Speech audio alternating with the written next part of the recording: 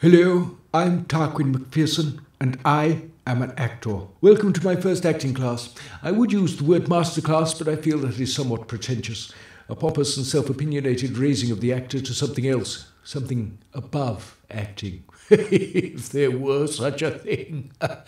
No, this is an informal soiree into the acting techniques which have made me what you see before you today.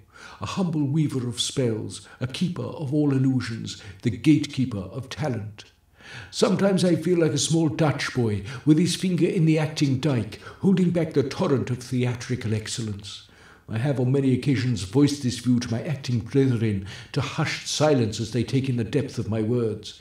Indeed, many of them have discussed this view either supposedly out of earshot of myself or with my agent. When I started in theatre, I would take anything to learn my craft, often playing butlers, confused constables, and on some occasions scenery.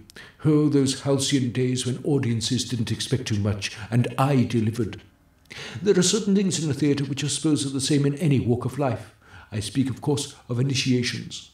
I know from times when I have been resting, many companies actively encourage certain rituals, and the theatre is no different, creating a feeling of belonging and acceptance. I well remember the late Gordon Jackson welcoming me to the Palace Theatre Repertory Company in Wrexham with a traditional punch in the face.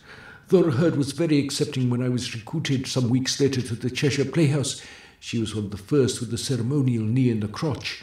And the tradition continues in television, where only last week in EastEnders I was welcomed by the cast around the back of the canteen to a selection of blows, although Janet Brown did go over the top somewhat, wielding as she did a plank with a nail in the end. She had to be restrained by Ross Kemp, who wrestled her to the floor, saying, "Not yet, not yet." No, indeed, Ross. One has to prove one's mettle before one can be welcomed with traditional East End weaponry.